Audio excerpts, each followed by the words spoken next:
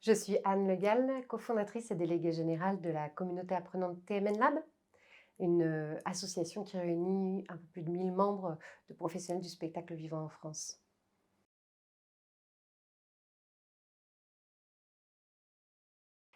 Le TMN Lab existe depuis une dizaine d'années.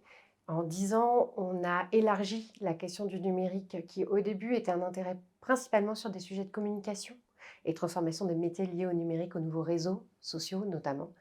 Et en 10 ans, évidemment, le sujet a complètement explosé, venant rencontrer la question de la création artistique numérique qui préexistait au TMN Lab, mais en tout cas qui est rentrée dans nos sujets.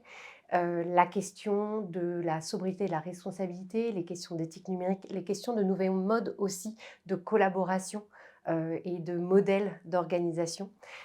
Et puis un sujet qu'on a vu très vite sortir, qui est la question globale de la formation, comment on accède à la compétence, qui déjà était un point très fort de notre observation lors de l'état des lieux de 2016, a été encore plus fortement mis en avant en 2021, avec un besoin d'aider les professionnels dans leur pratique informelle de formation, parce qu'on voit bien que 75% des professionnels aujourd'hui savent qu'il faut qu'ils se forment sur ces sujets, mais le font par de la veille et de l'événement professionnel, et donc on manque d'un cadre d'accompagnement.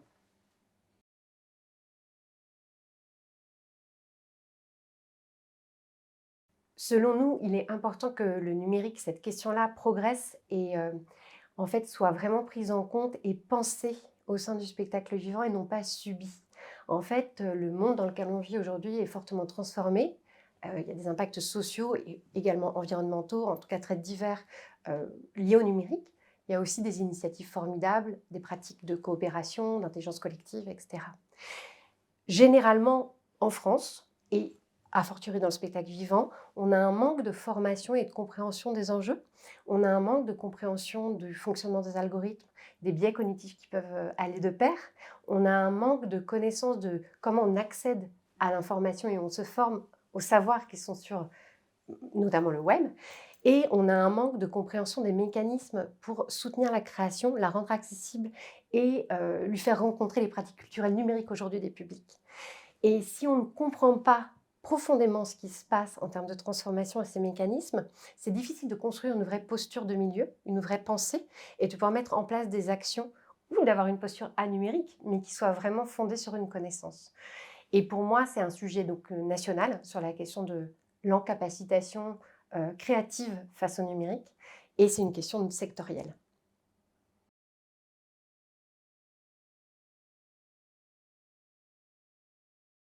Les freins que j'observe et que j'observe depuis longtemps, sont divers. Je pense qu'il y a une vision dans la politique publique liée au numérique qui est très technocentrée et qui est très issue de ce qu'on nous impose, notamment d'une vision du numérique portée, on pourrait en parler de la Silicon Valley en fait. C'est une vision qui nous a été imposée d'un modèle du numérique et d'un fonctionnement du numérique, qui a effacé beaucoup d'autres initiatives passionnantes. Alors pas Wikipédia qui n'est pas du tout effacé, mais pour le coup c'est vraiment un espace très intéressant.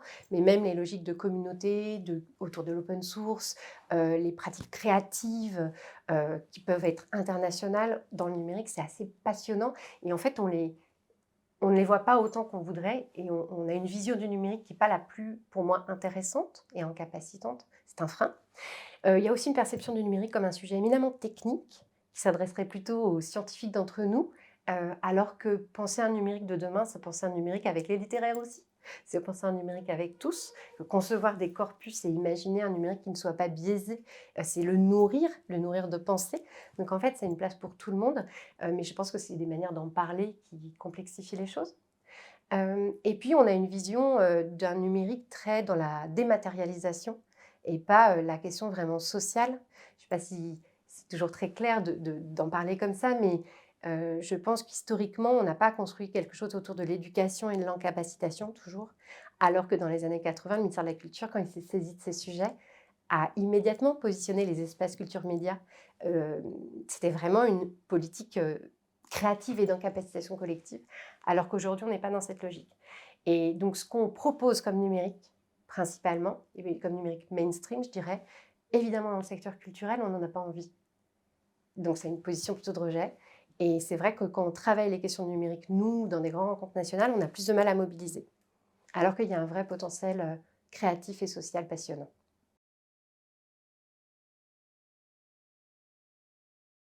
Au TMN Lab, on a mis du temps avant de travailler la question de la création et de la création d'environnement numérique, de l'impact de la transformation numérique sur la création, alors que les artistes ne nous ont pas attendus pour se saisir des questions.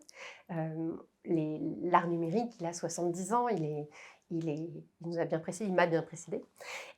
Au TMN Lab, on a commencé à s'y intéresser plus particulièrement, d'une part parce qu'on avait des artistes qui nous rejoignaient, et d'autre part qu'à l'occasion de travaux, on a pu se rapprocher d'autres réseaux comme le réseau ACNUM sur les arts hybrides et numériques et venir questionner ces sujets de transformation de façon plus transversale. Et aujourd'hui, les questions qu'on observe, ça va être dans cette problématique de formation et de compréhension des enjeux numériques, on a du mal à avoir, on le voit, des équipes qui comprennent l'ensemble des enjeux pour pouvoir bien accompagner ces formes de création. On a des problématiques de formation technique et d'accès à des compétences vraiment très techniques, à du code, des choses comme ça. En fait, les personnes, comme diraient certains de nos partenaires, les creative technologies, qui sont un peu ces nouveaux métiers qui apparaissent, sont rares. En fait, on a vraiment d'un côté les écoles de code, les écoles vraiment techniques, et de l'autre côté de la question de la création, on a quelques écoles, évidemment, des grandes écoles autour de ces pratiques artistiques numériques, mais pas tant que ça, et pas en lien avec le spectacle vivant. Donc, on a un problème de compétences. On a un problème aussi, je vais le dire très clairement, de moyens, parce qu'en fait, les compétences autour de la technologie sont des compétences qui coûtent cher. Et nos secteurs d'activité ne sont pas forcément attractifs. Donc, il y a vraiment un sujet de comment on arrive à travailler ensemble quand même. On a des problématiques d'obsolescence sur les matériaux. On a des problématiques de conservation des œuvres, liées notamment à cette obsolescence. Et aujourd'hui, on cherche au TMN Lab des solutions pour aider à nos endroits, qui vont être plutôt comment on anime des communautés pour mieux partager des codes sources, partager des pratiques, mutualiser du matériel, réemployer, et avoir, dans une époque où en plus la question de l'impact écologique est centrale, des moyens de continuer à créer tout en travaillant vraiment ces questions et en aidant peut-être un plus grand nombre à pouvoir s'emparer de ces espaces numériques.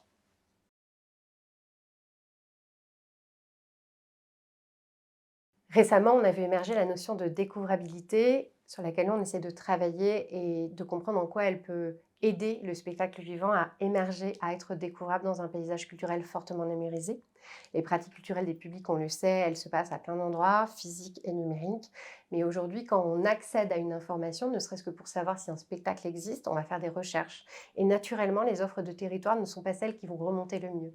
Parce qu'on a une problématique d'émiettement de la donnée et de problèmes de structuration pour essayer de mieux rendre repérables par des moteurs de recherche, mais aussi exposables aux endroits où sont les publics, ces œuvres. On a une stratégie, enfin il y a une stratégie autour de la découvrabilité qui a commencé à être développée depuis 2019, notamment dans les relations France-Québec, particulièrement autour des contenus numériques, la musique, l'audiovisuel, les formes numériques. Mais de plus en plus, ce sujet est pris en compte sur des formes non numériques, spectacles vivants, musée, etc. Et aujourd'hui, on identifie plusieurs enjeux. Des enjeux qui sont des enjeux internes de formation des équipes, dans l'accompagnement à la création, mais aussi dans l'accompagnement à la diffusion, pour mieux comprendre comment fonctionnent les outils, comment fonctionnent les espaces numériques, pouvoir mettre en place des stratégies de communication, d'identité, etc., plus adaptées par rapport aux canaux. Et puis aussi des sujets plus structurels, notamment travailler sur des ontologies partagées pour mieux décrire les œuvres, mieux les exposer. Et pour ça, il faut vraiment des coopérations à l'échelle de secteur, voire internationales, parce que ce ne sont pas des sujets qui se traitent à l'échelle d'une structure.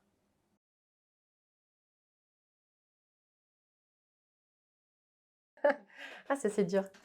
Si j'avais un vœu sur ce sujet numérique qui effectivement me tient à cœur depuis longtemps et en même temps m'interroge beaucoup dans la société dans laquelle on vit, je crois que ce serait une prise de conscience en fait de l'enjeu pour qu'on puisse enfin travailler ensemble sur ces questions.